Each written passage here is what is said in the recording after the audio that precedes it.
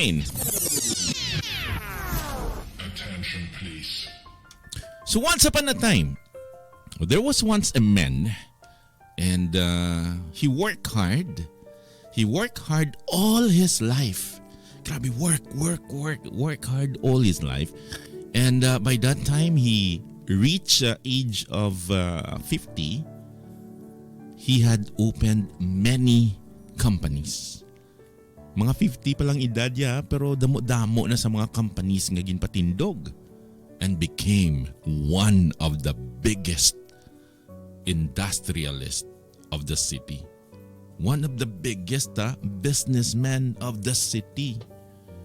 And one day, while traveling in his car, so his driver played an audio. Kumbaga, do ka audio lang, do ka inspirational talk be ginplay ng iyang driver.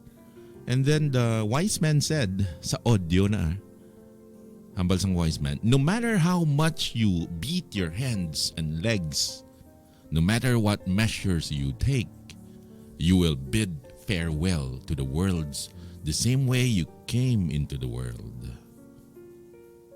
So syempre, amo nang ginambal sang wise man. And then gin-explain sang wise man anong buot silingon niya nga hambal sang wise man, no matter how much you beat your hands and legs, no matter what measures you take, you will bid farewell to the world the same way you came into the world. And then the wise man explained this. Nga whatever you have earned throughout your life,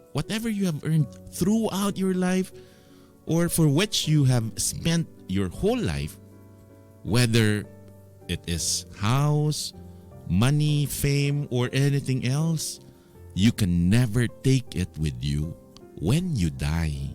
Hindi mo na madala kung mapatay ka. So muna explanations ang wise man. So after listening to this, the businessman started thinking. Grabe ka panumdum sa he started thinking that he earned so much, and yet after he die, nothing can go with him. So muna na paminsari, ay, mapatay ko galing, hindi ko manigili madala. So he thought of looking for a way or solution be na minsar sa. He thought for looking for a solution or a way to take his earning with him when he die. So nangita sa solusyon kung paano yan ni madalang manggadya kung mapatay sa.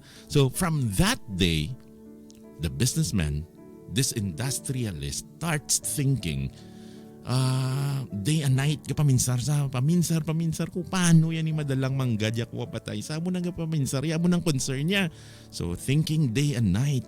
So after much thought and understanding, he decides that he alone will not be able to think much. Niya kay, ay, kung ako lang niya maminsar isa, hindi ko niya kakita solusyon. Na-realize niya nga kung ako lang niya maminsar sa solusyon, hindi ko niya mabalaan kung ano. So one day, he gathered all his employees. Patawag niya.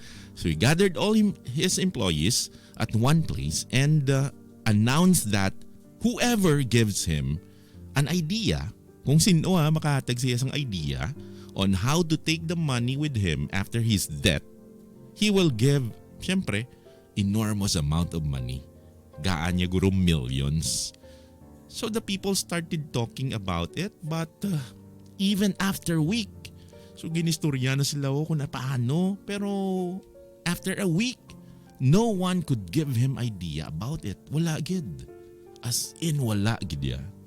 So, he once again gathered everyone, and this time, he promised to give again dako-dako nga amount, millions, who can give him the idea, but this time this offer will, kumbaga ang ininga offer ya was not only for employees but open ani for everyone throughout the city.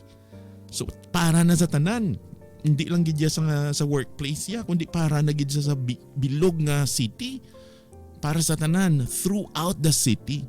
So may announcement was made throughout the city. Amo ning matabo. So grabe na, naglapta ng balita.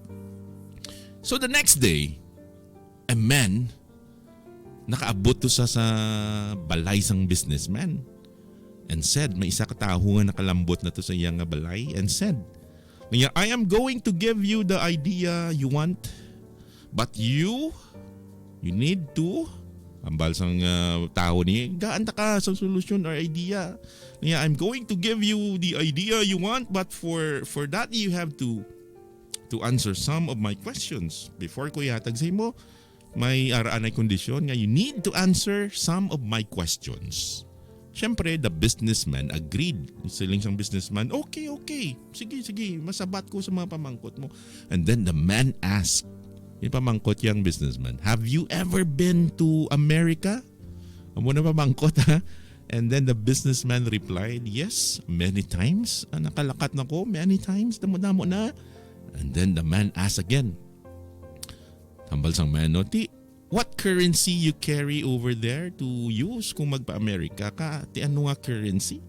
Siyempre, the businessman replied, niya, I get to the airport and then get this money exchanged with dollars and mapa-exchange ko sang dollars that can be used in America. So, dolyar.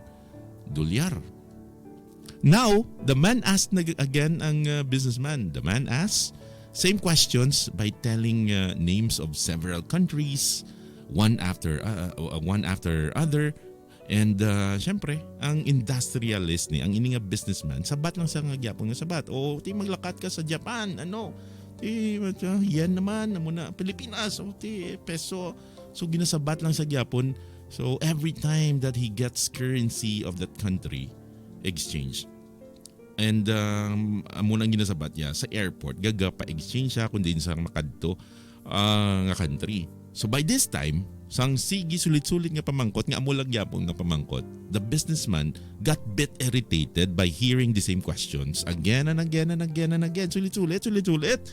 So na-irritar ng businessman. So he said to the man, sige, why are you asking some question again and again? Nga pamangkot ka ni sulit-sulit. Doon natakaan ng businessman. Sulit-sulit, mamangkot mo lang Japon. So, hambalya, directly tell me. Ihambal na lang gid be, diretsuhan na lang gud kube. Diniya diretsuhan na lang gid kube. Tell me the solution that how will I be able to take all my money with me even after that.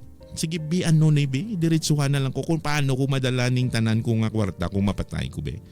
Gay ko sa solusyon, diretso na hindi nasagay pang mangkot sang iban be. So the man smiled and said, this is what I have been trying to tell you since long. Amo ni kang ginapang nambal ko sa imo. Just like you exchange the money of this country with the money of the country that you will be traveling to, pareho man na. Similarly, you have to exchange all your money with the currency to heaven or the currency of heaven before you die. Pareho lang na. So the businessman was confused. Ano ni man na namin niya man.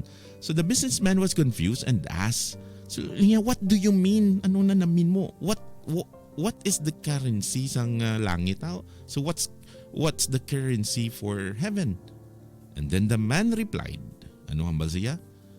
Currency of heaven is virtue. Use your money in such works which you give you virtue. Gamiton mong kwarta mo. Okay? Works which give you virtue. This is the only way you can take all your earned money with you even after you die.